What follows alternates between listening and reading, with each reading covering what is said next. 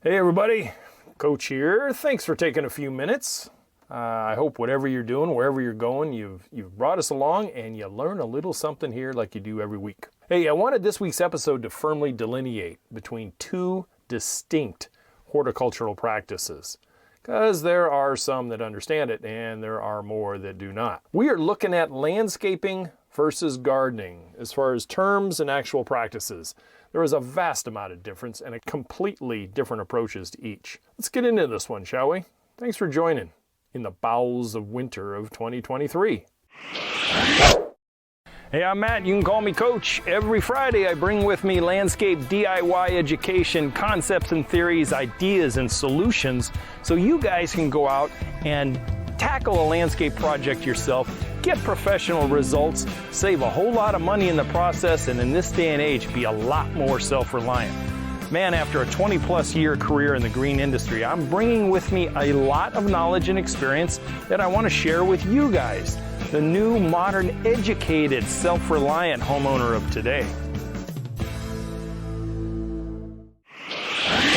You know, there are dozens of channels on YouTube and Facebook and Instagram, I'm sure. I only focus in on YouTube and I focus in on a few of the channels of this genre, but there are dozens of channels and blogs and sites that are rooted in the gardening genre, the horticultural genre. Some of those popular YouTube channels and Instagram accounts and stuff got hundreds and hundreds of thousands of subscribers and followers, and even some over 1 million. My gosh. Some try to blend gardening and landscaping to appeal to all viewers that are looking to either go ooh-ah or learn how to do something in the landscape itself. The most popular channels are the ones where landscaping has set the stage, and now the ooh-ah of the gardening has entered onto said stage. That would be the flowers and the pretties and the gooch. Let's use another analogy. It is basically the icing on the landscaping cake. But you know something? Let's come to a realization first. You have to build that cake before you can put the icing on it. Don't you agree? No cake, no icing. That's pretty simple. You know, landscaping is defined as the process of making a yard or piece of land more attractive by altering the existing design, adding ornamental features, and replanting with trees, shrubs, and other plant material. Gardening, on the other hand, is defined as the activity of tending or cultivating a garden, especially as a pastime. So let's try to agree that the two are not one and the same in any way, shape, or form. Yet there are gardeners being landscapers and landscapers trying to be gardeners. I kind of was taught decades ago the two cannot coincide. You must first have one, then you can have the other. Neither shall occupy the same site, space, or thought. There is also a confusion within the landscape industry itself. Many companies out there, whether legitimate or illegitimate, call themselves landscapers, but essentially there is a confusion with the landscape industry itself. Mow and blows are not landscapers. Let me be clear on that. You know, you could have ABC Landscaping as a business title, but if all you do is go out and mow yards, edge yards, blow them down, and move on to the next, technically, by definition, you are not a landscaper. At least not on a day-to-day maintenance route, mowing existing lawns situation. Which I have to say right now, have any of you out there become kind of spellbound off and on by some channels, especially on YouTube, that go out and mow folks' yards for free, film it, and then post it on YouTube? I'm guilty many times over. I've watched some of these guys and gals. Those guys and gals are not landscapers, I got to tell you that. Those guys and gals are freaking geniuses. Unbelievable. Yes, they're still having to do the work, but they really provide a hell of a service to maybe people who can't afford to do it themselves. But Planting dozens and dozens of flowers in an existing landscape is, it's kind of a hybrid version of landscaping, sort of. But they're doing it in an existing landscape. Really, the only thing that they're altering, by the definition, altering is the miniature colorful bed themselves, and they're putting in fresh stock. Then there are the garden tour channels, and nothing to take away from them. I mean, they're beautiful to watch. Those folks that highlight private gardeners and those private gardeners' beautiful efforts, the colorful landscapes at people's private homes. I don't, it's a morph channel. It's really not a landscaping channel. And it's, in a way, kind of not a DIY, it is kind of a DIY gardening thing. I guess it is, you're just highlighting someone else's work. But on many platforms, there are very few in numbers of professionals or retired professionals that show actual landscaping skills. The taking of a landscape, removing some or all of that existing landscape, and rebuilding it into an entirely different look or appearance based on a design that landscaper came up themselves or from another landscape designer. Either way, you don't see a lot of that. Building that landscape cake, so to speak, is not as entertaining as seeing all the pretties. Yeah, I get it. You see a channel where behind the curtain, you've seen a lot of hard landscaping work. And now you see the pretties that the gardening has taken over. It is, landscaping, it is hard, sweaty, sometimes risky, and oftentimes very hard physical effort to achieve. Now, transparency. What I do here on the podcast and on the YouTube channel is try and teach the average Jane and Joe how to do the hard stuff, how to do the landscaping bones of their yard, so they can get to the pretties later on and be gardeners if they choose to be. Baking that proverbial landscape cake takes several more steps than 5 flats of annuals. It's just plain and simple. Oh, those annuals have their place and their impact during their highlighting part of their season. But in an overall landscaping theme, nah. But not until all the alterations of the new landscape design has been implemented and successfully achieved do those 5 flats of pretties come on stage and get planted, and then you can ooh and ah over them a few weeks down the road. Do you agree or do you disagree? Let me know where you stand on this. Drop me an email, youryardcoach@gmail.com. So if you look at it, Mr. and Mrs. Smith, they don't go to the nursery in springtime, in April or May, depending on where you live. Spend $350 or $500 on, 10 to 15 plants and 5 flats of annuals and some fertilizer. Return home and have a planting party that afternoon or the rest of the weekend and call themselves landscapers. And we did some landscaping on Saturday and Sunday. No, you did some gardening.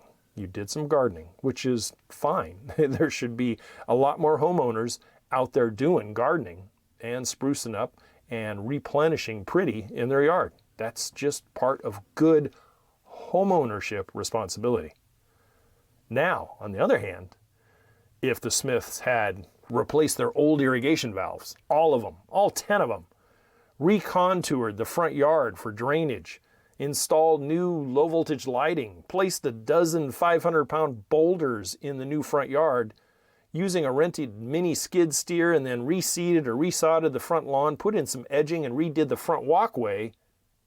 Okay, now the Smiths can stand there, puff their chest out, and said, we did some landscaping this weekend. And chances are it was probably more than just the weekend, considering how much I just went through. Then I would say they rebaked that landscape cake. Then when they went to the nursery that day, they put the icing on it with some extra pretties. That's the way it should be.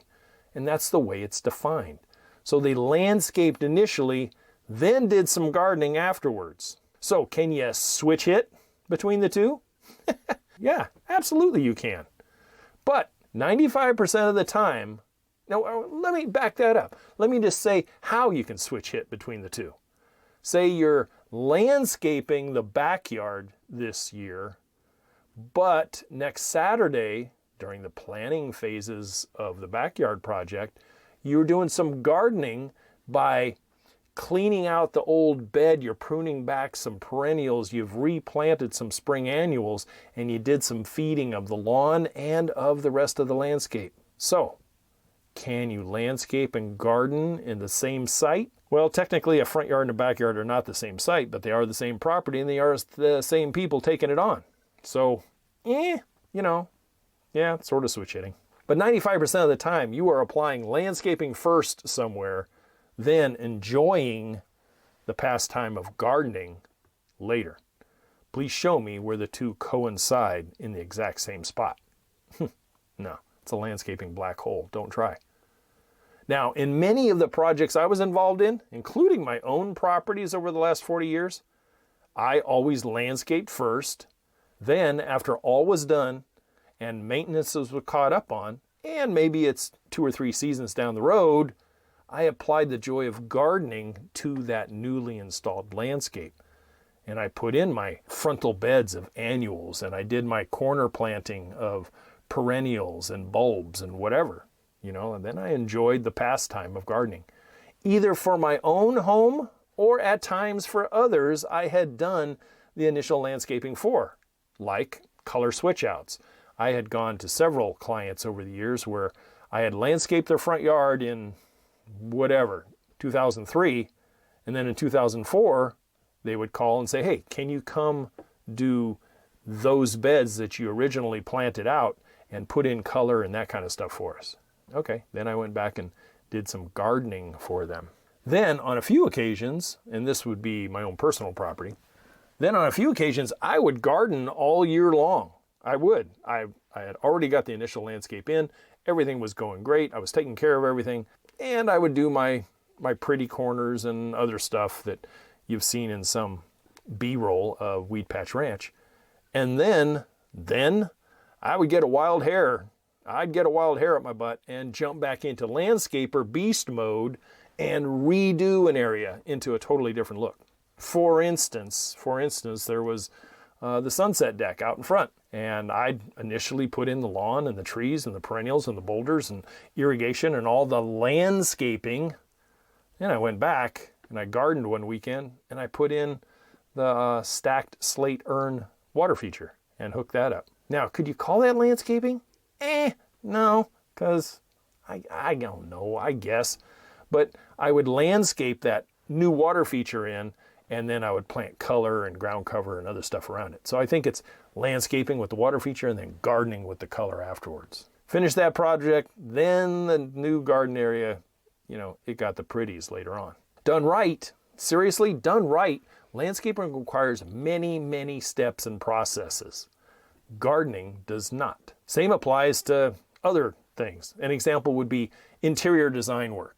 How many times have you seen on DIY channels or HGTV or any of those other places where the interior design turned out so beautiful? It was marvelous. But you know something? Beautiful colors, beautiful paint, furniture, accessories only work in that realm when the foundation has been poured, the walls have been built, drywall has been applied, electrical, plumbing, etc. has been installed.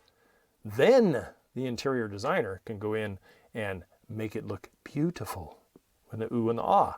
So I guess I'm the teacher of landscape cake building and not a teacher of icing creation. As the saying goes, now I'm done. The front yard that cries out for landscaping does not need a gardener. Be clear on that. We all have that house in the neighborhood. We've seen those yards. Those yards do not just need a planter full of color out on the front porch. It's a start, but it's basically only a small 1-hour dabbling in gardening when it needs a surgical landscaper to rip it out and put it in new. So, you want to learn how to build that new landscape cake yourself? Would you like to know how to save thousands or tens of thousands of dollars on a landscape makeover? Then I got you. That entirely is my jam and the whole purpose behind this podcast and that YouTube channel. I hope you're still with me. Check out the YouTube channel this week where I cover this in much more graphic detail with Maestro's help, and watch for some different yard coach approaches coming later this year. As always, to your landscape success, and yes, okay, fine, your gardening success as well. I'll see you next Friday, either on the channel or on the podcast. If you got questions, comments, or some confusion, by all means, give me a ring, youryardcoach@gmail.com. Hey, don't forget to check the website, youryardcoach.com, and check out the DIY education that I give you. Some of it is free, some of it is not, but it's very reasonably priced for the amount of value you get out of it. Your support is always welcome. You can check out the join button on the YouTube channel and have a pro like me at your disposal for your landscape consults and your questions. Bye for now. Thank you for listening to the Yard Coach podcast. Don't forget to head over to the website at youryardcoach.com, where you will find more DIY landscape education, including the free 15-step DIY landscape checklist, Coach Matt's ebook called Landscaping Simplified, and the flagship digital course, HOMESCAPE 1.0. As always, if you have any questions or comments, you can email Coach Matt directly at youryardcoach@gmail.com. We'll see you right here next week.